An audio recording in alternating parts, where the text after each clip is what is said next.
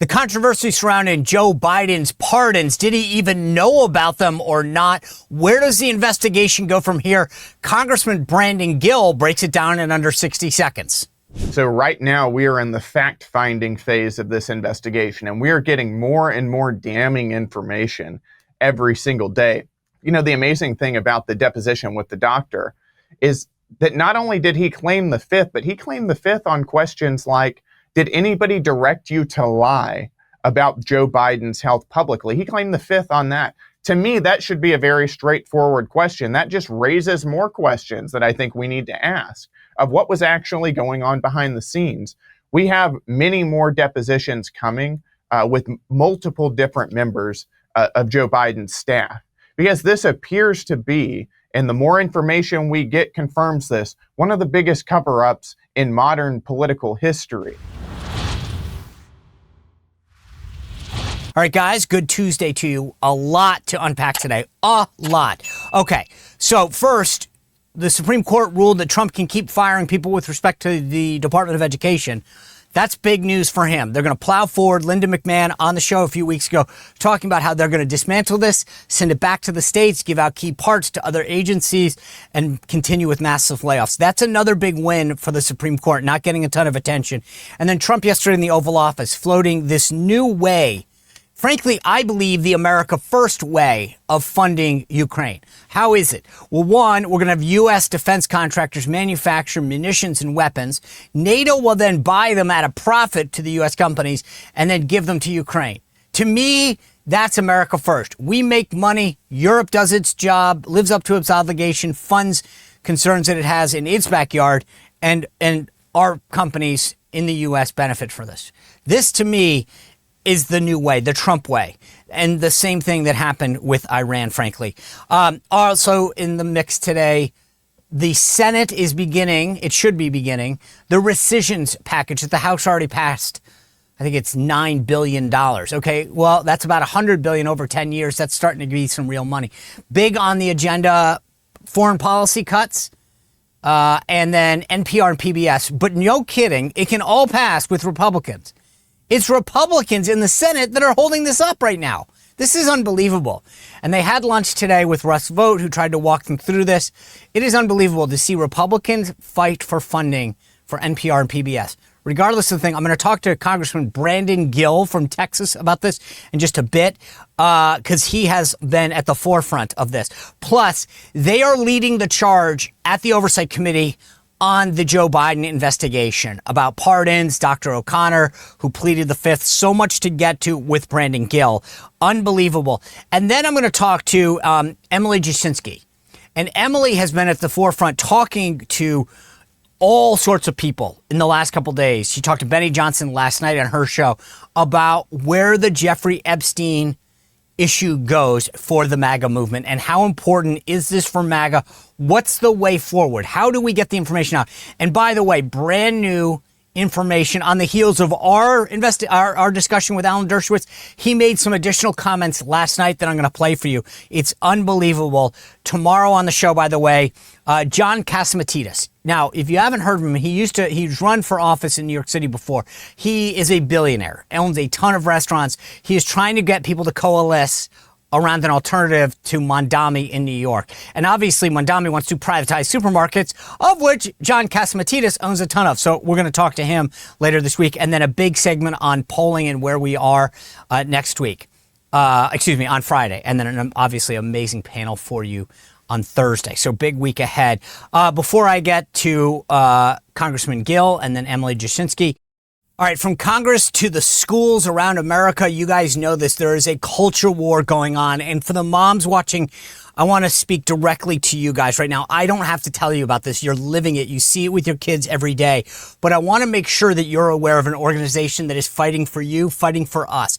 Concerned Women for America. You remember my guest a few weeks ago, Penny Nance. She's been a longtime friend of mine and at the forefront, leading this effort around America. This is the nation's largest public Christian women's organization. For 45 years, these guys have been leading the charge to make sure that your voice is part of all levels of public policy. Concerned Women of America focus on 7 core issues: family, the sanctity of life, religious liberty, parental choice and education, fighting for sexual exploitation, national sovereignty, and support for Israel. These guys fought getting rid of men and women's sports before it was cool. They have been at the forefront of so many of these issues. The folks at Concerned Women for America know what a woman is, and they've been fighting for women. They train women to be grassroots leaders throughout the country. They've got chapters all around the country. They are the most influential women's organization in the country. And I'm asking you, please, please help Penny Nance and the women of Concerned Women for America. For a donation of $20, you can help the critical work that they're doing. But even more, you get a copy of Penny's brand new book where she talks about a woman's guide, 7 rules for success in business and life. Guys, do me a huge favor. Support the Concerned Women for America and the great work that Penny is doing. Go to concernedwomen.org/Spicer, concernedwomen.org/Spicer. I appreciate that. Guys, you guys have heard me talk about Riverbend Ranch. I cooked a bunch of the steaks the other day on the grill. I had the New York strip, the ribeye, the filet, and yes, I crushed it with the hot dogs. I've since ordered a bunch of the beef jerky and the beef sticks. Amazing. This stuff is like nothing else. If you're a steak lover, trust me when I tell you this. Like, I've eaten at a lot of steakhouses on other people's dime, once in a while on mine. And I've grilled a lot. I bought it at, butchers. I've stopped and got some farm stuff. This is in a league of its own. 35 years in the making. These guys have a degree of tenderness and marbleness that I've never seen in a steak before. Every one of my family was like, where did you get this? And I was like, Riverbend Ranch, my friends. It is unbelievable. They all come from cows in Montana and Wyoming. And here's the thing. There's none of that the hormones and all that stuff. This is pure beef. This is the best stuff that you'll ever get. It's aged for 21 years. It is unbelievable. It melts in your mouth. And I'm telling you, I've never tasted a steak like this. You get to order directly from the ranch. It goes ranch to table to you. So go to riverbendranch.com.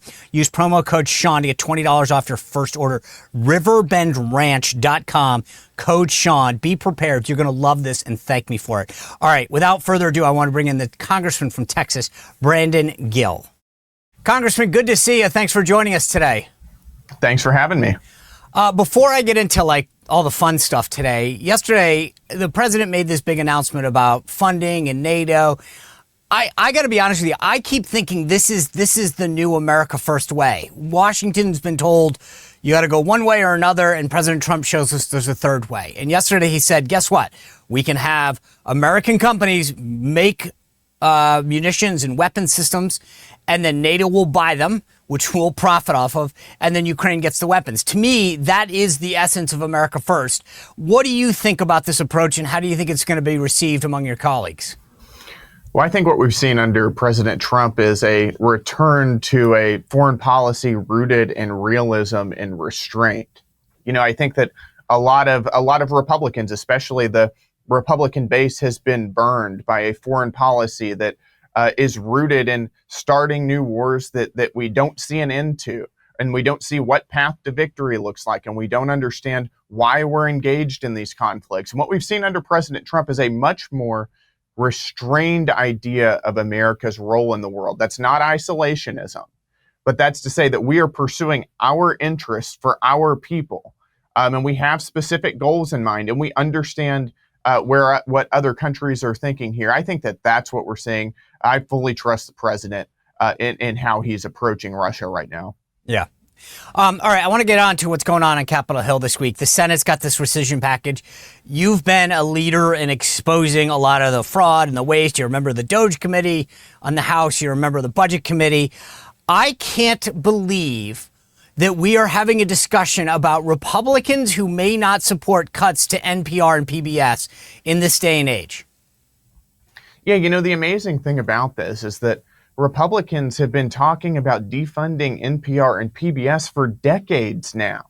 I grew up on a cattle ranch. I remember growing up reading books and listening to books while I was out working on the ranch about how these are left-wing institutions that should not be receiving taxpayer dollars. This is nothing new. And finally, we have a president who is actually fulfilling those promises and delivering for the American people. But think about what NPR and PBS are and what they actually do. NPR is an institution that is run by leftists exclusively. They very famously, during the Hunter Biden laptop scandal, said that they weren't going to cover it because, in their words, it was nothing more than a distraction. That was one of the biggest news stories of the decade that they deliberately chose not to cover.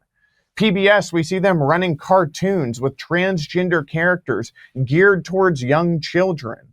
I mean, these are institutions promoting values at taxpayer expense that most Americans find repulsive. And finally, we defunded them in the House. The Senate's got this bill. I hope they take this up as is. Don't change it. These institutions need to lose their taxpayer funding. We don't need state-sponsored media in the United States, and that's what these are. And so that's where I actually 100% agree with you. Like, first of all, I agree with you on the political piece, just so we're clear. That being said, I don't understand why, in this day and age or ever, we need the government in the business of the news organization. Like, to me, that's antithetical to, like, the government shouldn't be doing it, regardless if it's left or right. Now, in this case, it's far left, but I just don't understand. To me, and to your point about being on a cattle ranch growing up, maybe in some areas of rural America, this was important back then. But it's not anymore. Like, we don't have issues of getting information the same way that we did. Right. You know, to your point, you know, if Fox News or Newsmax or the Sean Spicer show came to me and they said, I want taxpayer dollars, I would tell them absolutely not. I would say, I like your show. I like what you're doing, but I don't think that you should be getting taxpayer handouts. I certainly don't think that left-wing propaganda outlets should be receiving our tax dollars. You know, this funding has been going on for a long time. And historically, what you would hear the other side say is things like, well, rural areas won't know what the weather is if they don't have local radio stations telling them. And I'm thinking, you know, the internet was invented. I mean, most even family farms have precision farming where they're, plowing and planting their fields with satellite GPS systems. They're going to be just fine. They don't need some leftist at NPR to tell them what the weather forecast looks like. So that's just ridiculous. And to your point, maybe that made sense in 1970. It certainly does not right now. But go ahead. No, I'm intrigued. When you say this, like, what I don't get is why this like, to me, I'm embarrassed for our party when we're having a discussion and some people are saying, yeah, but. It's like Susan Collins represents Maine. That's not even far from Boston. They get, meaning that like a lot of the information they're getting. So the idea that somehow people in Maine are dependent on left-wing news outlets funded by the government doesn't pass the smell test. No, it doesn't. And, you know, the other thing is why should we be funding our enemies? You know, we talk about, we want to keep a majority in the House, and we certainly do. We do not want to lose the House. We don't want to lose the Senate. We want to expand our majorities. So why should we use our majorities to then fund people who are attacking Republicans and running cover for Democrats? That is politically suicidal. It's insane. You know, one of the other things that we would hear them say, and I think that this was historically one of the reasons why this funding continued, is they would say, well, we don't want to be the party that defunds Big Bird or Elmo. You know, Sesame Street was run by PBS. And what the left would do is they would march Big Bird all over Capitol Hill, and they would go up to different members of Congress, and they would say, you know, Sesame Street is great. Why are you the jerk who is defunding these guys? Well, PBS spun off Sesame Street years ago. HBO bought them up. That's not an issue anymore. There is absolutely no reason right now, either morally or politically, that we should be funding these institutions. Let me just give you one newsflash, because I used to be the communications director for the House Budget Committee. Big Bird's a millionaire.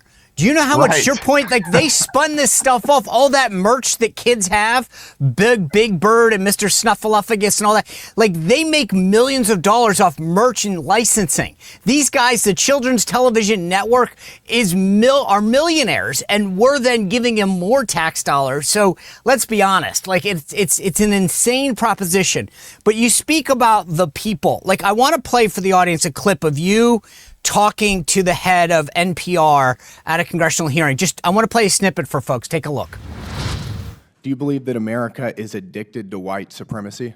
I believe that I tweeted that, and as I've said earlier, I believe much of my thinking has evolved over the last half decade. It has evolved. Why did you tweet that? I don't recall the exact context, sir, so I wouldn't be able to say. Okay. Do you believe that America believes in black plunder and white democracy?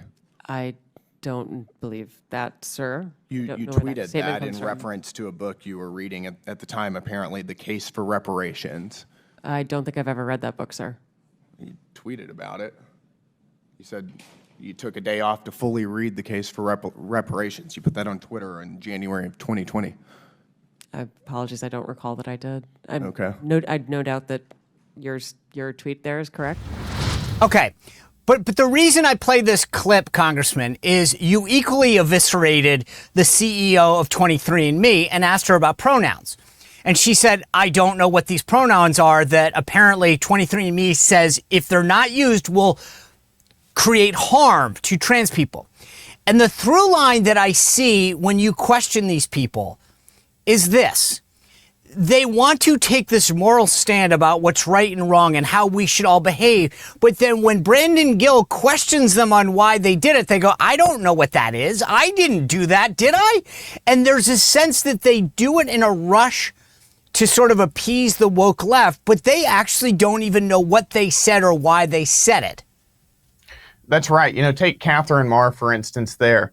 Listen, if you believe in race-based reparations, and she tweeted that she did, why don't you, I gave her the floor. Why don't you explain to the American people why you believe that? If that is your view.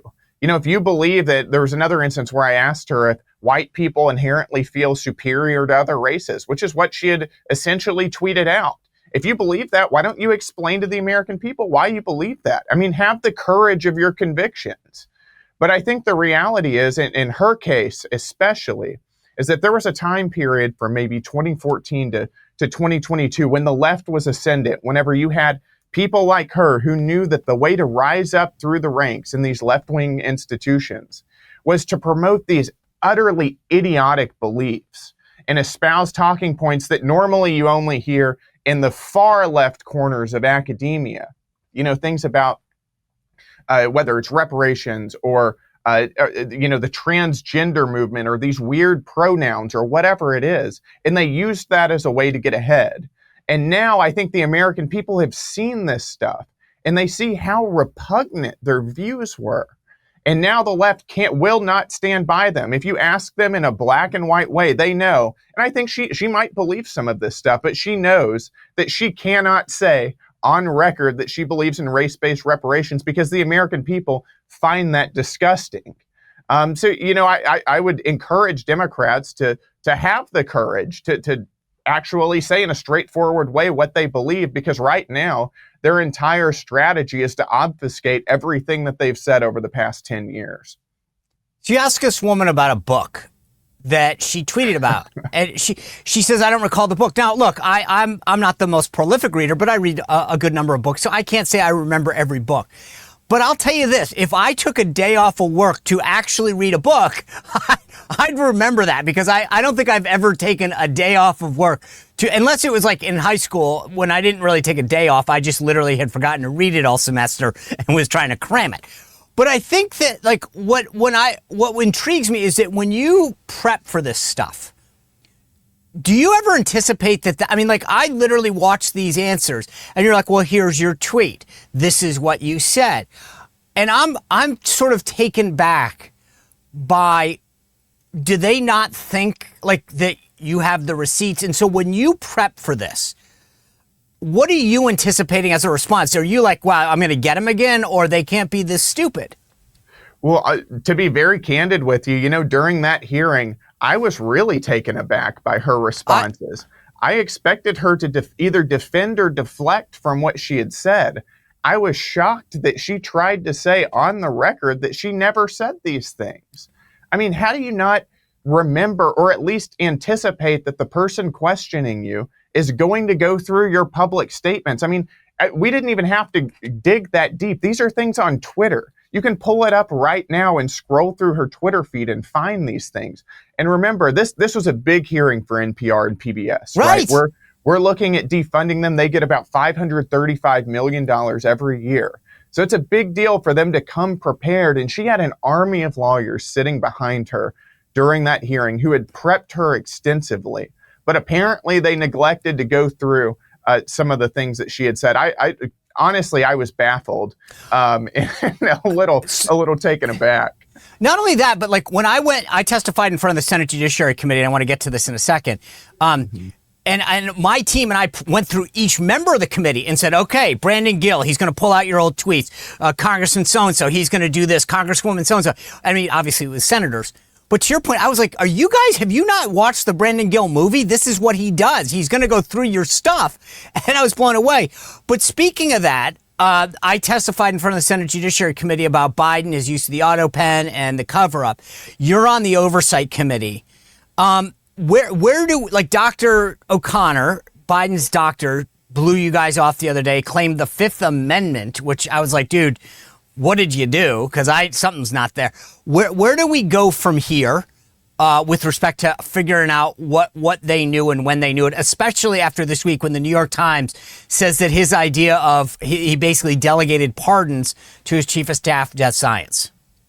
Yeah, so right now we are in the fact-finding phase of this investigation, and we are getting more and more damning information every single day.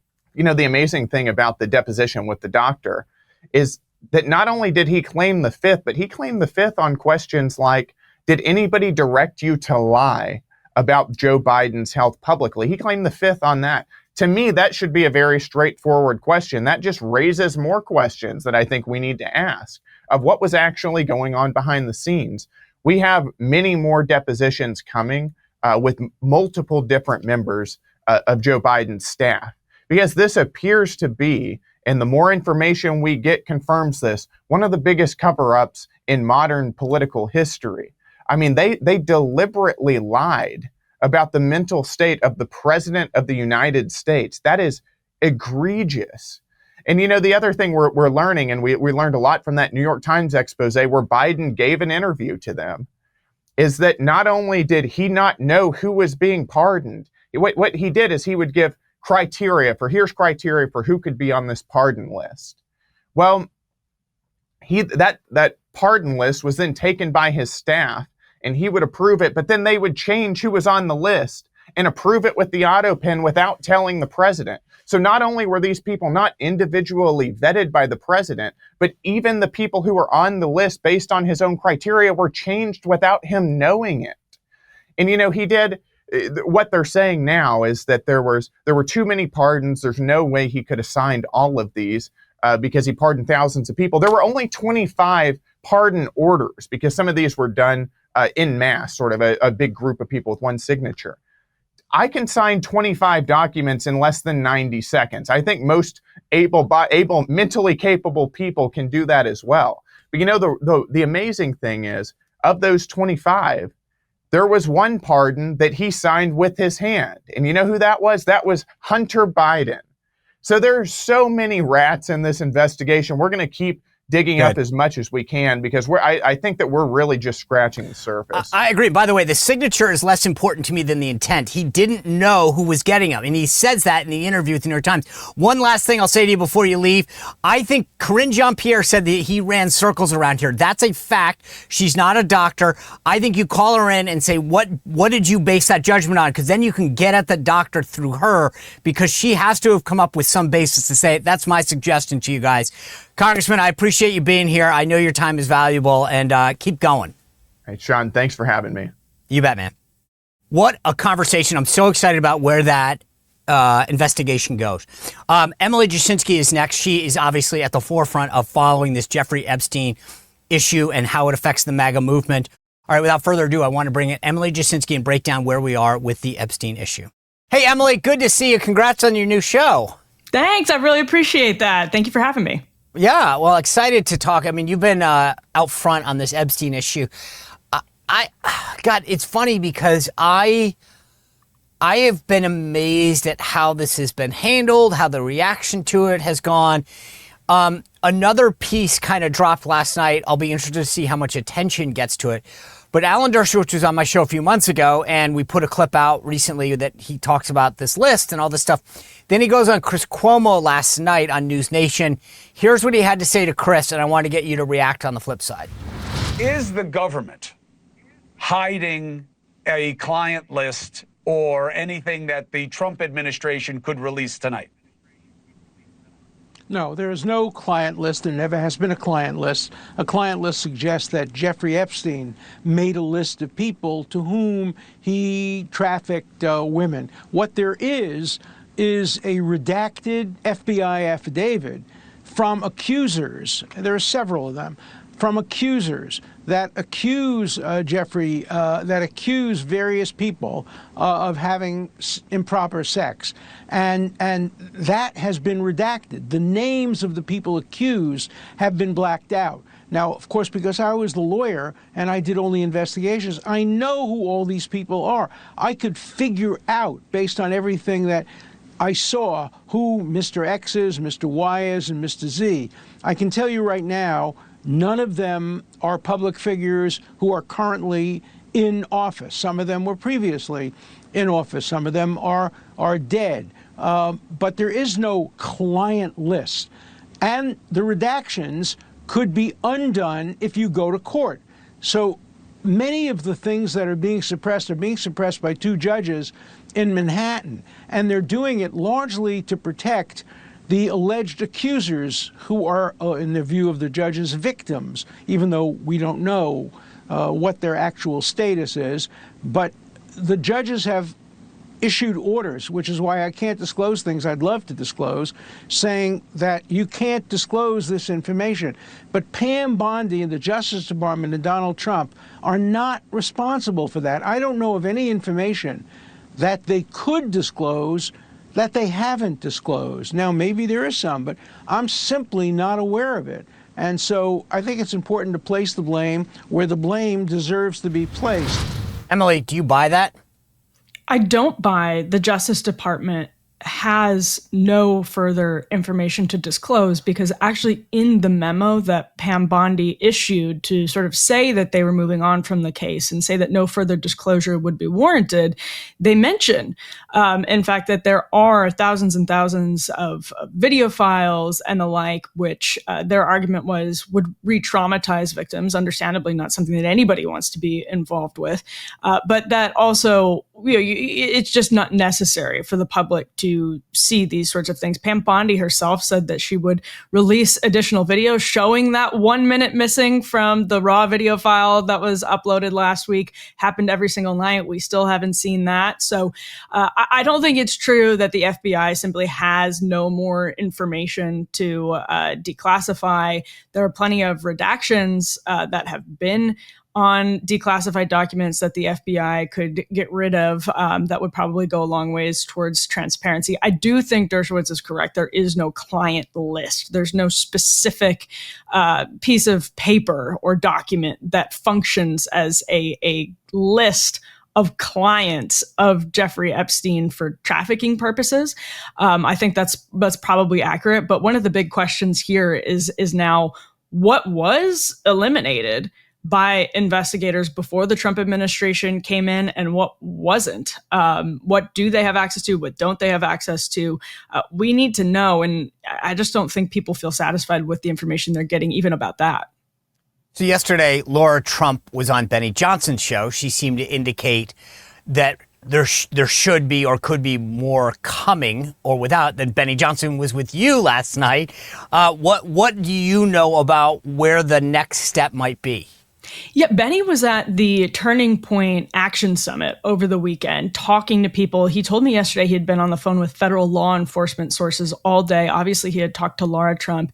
And he said that, quote, everything has changed. He said the Trump administration seems to have gotten the memo that their handling of the situation over the last several days. And Sean, I'm actually curious what you make of this, even just from like a communication strategy, has been disastrous. And so Benny says that they based on people he's talked to, will be moving towards more and more disclosures in the days and weeks ahead. What that looks like, I don't know. I think it's a positive sign that they are responding to the public backlash. But I also just can't wrap my head around, even if, Sean, they really don't have anything, let's just say hypothetically, they have nothing else to disclose. I don't think they could have possibly rolled this out in a worse way. Oh, so I'm with you on this, right? So here's the deal. I don't know. And this has not been my wheelhouse. I admit that. But I know Dershowitz. He was the lawyer, as he mentioned. I trust kind of what he says because he wouldn't mislead you. He's already telling you I can't share with you. So I kind of look at that and go, okay, I agree with your assessment as well. There's no list, if you will, but there's a lot of information. But the problem is that the DOJ under Pam Bondi, when they had this big gathering of influencers a few months ago, rolls out this binder and says, here's all the Epstein files. And then they open it. There's really nothing there. But then they write at the end, like, more to come, giving the impression that there's more to come. Right. And then when Lara Trump goes on Benny yesterday and says, hey, I thought that was a tell. I'm always intrigued. The Trumps are smart. I mean, like Laura and Eric and Don, this isn't their first rodeo, right? They get it. So when she says and leans into, I think they'll have to put out more, I thought that was a tell, which was, this goes along with kind of what you're saying, which I believe at some point they need to kind of go along the lines of Dershowitz. Here's what we have. Here's what's releasable. Here's what we can and cannot do vis-a-vis the court. But they need to explain more and maybe show a little more. That's my take on this, because I agree. They didn't roll this out well, and they created an impression that there was more to see. And then when you go, oh, there's nothing more to see, it's like, yeah, but you set the expectation. And I wonder to what extent there's frustration at the White House, because it seems to me like the everyone DOJ... I've talked about, Emily, everybody I've talked about is like pinning the tail on the donkey at DOJ and saying, they did this. This was not part of the plan. And that started with what's now referred to as Bindergate in late February. We saw the DOJ take the lead on that. Reportedly, that was cooked up basically in Bondi world, made the White House look bad. And then it happened again. And so I think actually Pam Bondi, who has had support from the president has doubled down basically on his support for Pam Bondi in recent days. I don't know. It seems like she may have lost some goodwill and some trust from other members of the administration in the last couple of days. Yeah, it's interesting. He brought her to the soccer game over the weekend. And I think I actually saw Donald, before I really met Donald Trump, I actually watched Pam. I was at an event down in Boca Raton. This is almost like 15 years ago, whatever. And I'm watching those two interact. He had known Pam for a lot longer. So I just believe that relationship is much stronger than a lot of people know or believe. That being said, I know White House staff is pissed about how DOJ handled this. And at least I want your take on this. I think that's why Bongino's pissed, because he was like, I'm willing to jump on my sword here and admit that I've seen the file, nothing's there. But you then up the ante and make me look like that there should be more there and I'm covering up something. Yeah, I think that's exactly right. I mean, this was given to Axios in a Sunday night news dump. And on top of it, the memo was so dismissive of anybody's questions and was sort of just saying, that's it, we're not going to do anything else. So I think that's the correct read. And that's similar to what I've heard as well. I think Donald Trump seems to have sort of pacified Dan Bongino in the last 24 hours or so and talked him off the ledge of just outright quitting. But yeah, it looks to me like this frustration with the DOJ in particular is because Pam Bondi took the lead and just really wanted to strongly shut it down, not leave any room for opening it back up. And that's what ended up backfiring, because it was such a blanket statement that people said, well, we can't completely close it. You were the one who was just talking a couple of months ago about more coming out, and to then say we're ending it without any more. That put people like Bongino, it put Kash Patel, who hasn't said much. The other person who hasn't said much, J.D. Vance, who has been vocal in the past about the Epstein files, has been quiet over the last couple of days. And I think that speaks volumes about the frustration with how it was handled last week. Here's the thing. There's a tweet that your show put out and it said, Emily's going down memory lane to talk about why you should never just simply trust the FBI. I get that. That being said, I know Dan fairly well. We're not besties. I've known Cash a while. To me, when they are willing to put their name behind something and say, we've seen the file, I believe them. And it's just because I know that those guys, if they didn't mean it, they wouldn't say it. They might find some way to be cutesy or obfuscate a little, but like, I know the two of them well enough that like they're not the guys that'll lie. Like that's not their thing. And I do believe now. Does that mean that they saw a file, but the file was incomplete because of maybe what the Biden team left them? Maybe, but I believe based on what they've seen, is that good enough for you?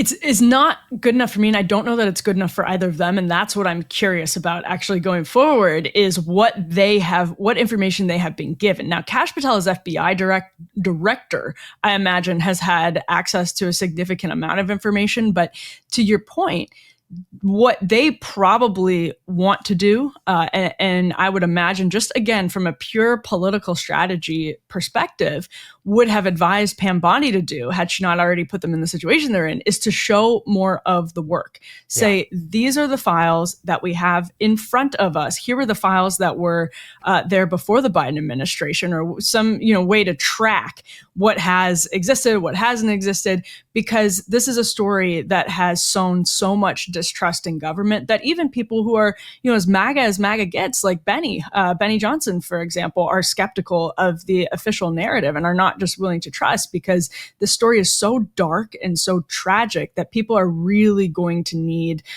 principles, people in positions of power to show them and to say, here is reason for trust. And that's another reason Bondi put them in a really bad position with those binders in February and with, kind of the last week of saying nothing after in February being like, more to come. That just puts them in such a tough position that we now need to, I think, see them showing their work more. Yeah, this is like elementary school, where it's like I always used to like do the math problem and the teacher would be like, show me your work. Like I need to see it. I agree. I think they should literally hold a press conference and they don't have to show it to us. But I think to say like, here is what we know. Like here are files, maybe some blacked out stuff, some videos that we don't get to. Like I don't need to see inappropriate materials, but I need to know that they see that they like this idea of pretending it doesn't exist. But the question that I have for you kind of going forward is something that I watched the Turning Point Summit or some of it this weekend. Mm-hmm. Everybody from like, the wait staff all the way up to Charlie Kirk is talking about Epstein and what this means for the movement. Charlie has said, I'm done talking about it. Dinesh D'Souza says, I'm done talking about it. I mean, does this feel like an issue that splinters MAGA, or does everyone get over it soon? Well, that's a really good question. I'm still curious about it because I think it depends on how the administration handles things in the next couple of days, not couple of days, couple of weeks. And they may even get patience for a couple of months from, people like good examples would be Benny Johnson, Liz Wheeler, Megyn Kelly, who have said, Matt Walsh also recently have said, we're not letting go of the story. Now, of course, for the average American, a kitchen table issue, when they sit down at dinner and think about what's going on in politics, they're looking at their bills. They're looking at their health insurance premiums. They're looking at the inflation and cost of groceries and rent and all of that. So it's not as though this is urgent top of mind for people as the midterms are coming up, but as a symbol, I think it is really important to a lot of people because they say, and this was a quote from one of the girls who went to the Turning Point conference. She told NBC News, basically, that Trump said he was the outsider coming to kind of expose the insiders. And if you're just, I'm paraphrasing the girl, then telling us, you're one of the insiders, that's a problem. And so I think maybe just on that question of like fundamental trust, for a lot of the base, they are going to need to see more to retain that sense of enthusiasm and, MAGA camaraderie that you see at rallies and such. You know this better than anyone, Sean. That's a real thing with the Trump base. And to keep it, I think there's something serious that the DOJ needs to do. It's a proxy issue is the way I keep framing this, is that people are like, dude, if you can't get this right, then... But... One name that you didn't mention, you had Tucker on your show the other day, and he doesn't seem to have given up on this issue as well. I guess, do you think that with respect to all the voices that you mentioned, who's the one that if you're the Trump White House, you go, this is the one that we need? Is it Megyn Kelly? Is it Liz Wheeler? Is it Benny Johnson? Is it Tucker Carlson? Charlie seems to have gotten the memo. The president said he spoke to him.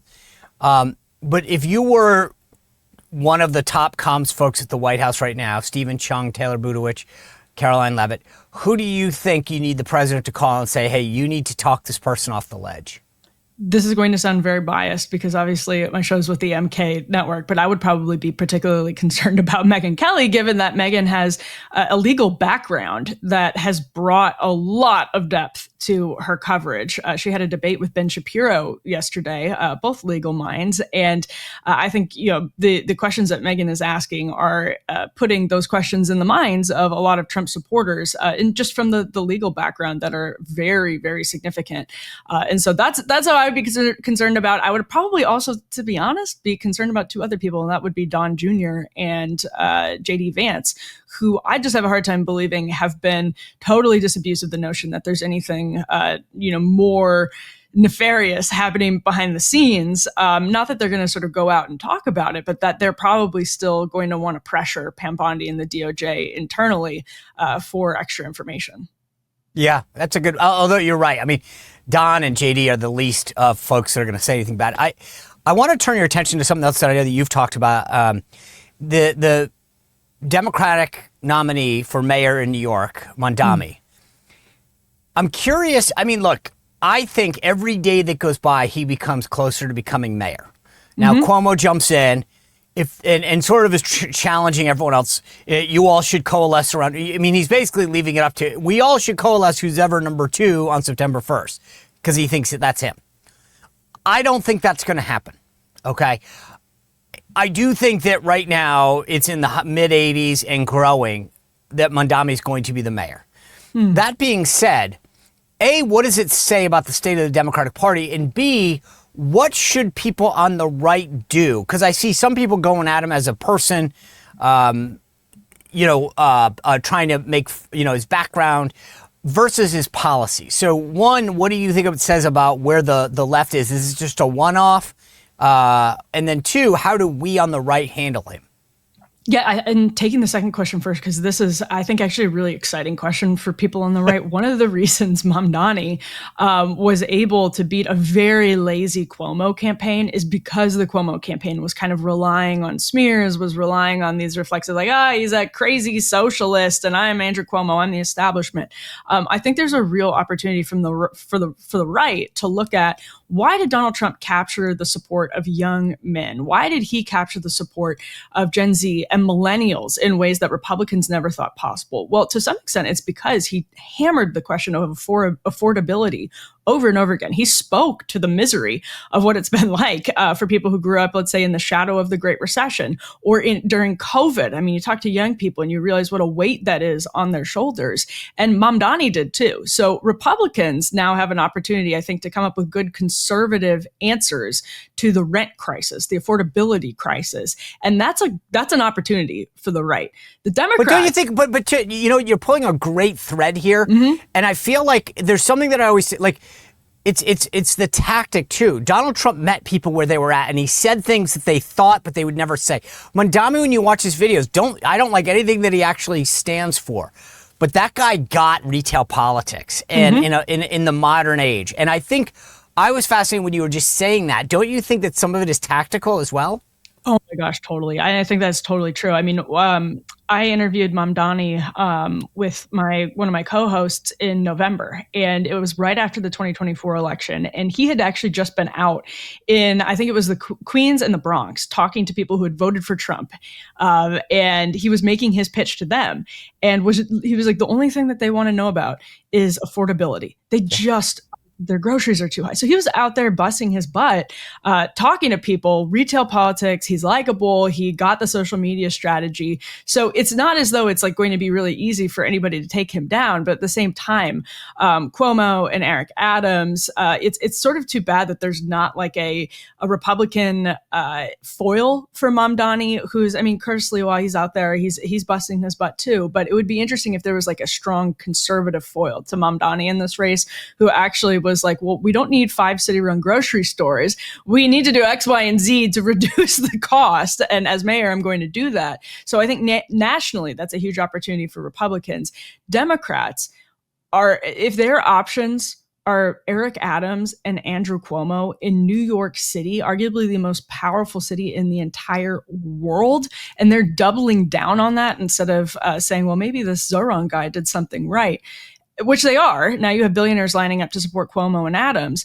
That is I think it's just sad for voters. I think it's sad for people who live in New York City that Democrats can't get their act together to beat a 32-year-old, 33-year-old Democratic socialist. But is that, if you're, I mean, I guess my point in saying this is it just like, hey, this is New York, it's sad for them, or is this something that the National Party now has to own? No, I think it's totally something the National Party has to own, because the people with the momentum right now are Bernie Sanders and Alexandria Ocasio-Cortez, who are drawing big crowds in red states on their Fighting Oligarchy tour this spring. And so again, Democrats are giving voters an option where it's either far left Democratic socialists or these like warmed over Clinton, Biden type centrist Democrats, and they can't just give someone a likable candidate. And it's like, if you're a Democratic voter right now, these days are bleak. Yeah. Emily Jasinski, thank you for being with us. Always appreciate your take, and congrats on the show and all the success you're having. Thank you so much, Sean. You bet.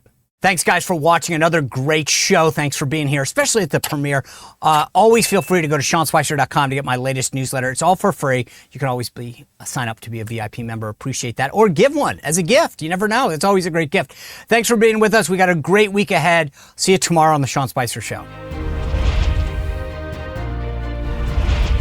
Well, if you enjoyed this content, make sure to like this video, subscribe, and click the notification bell to get more.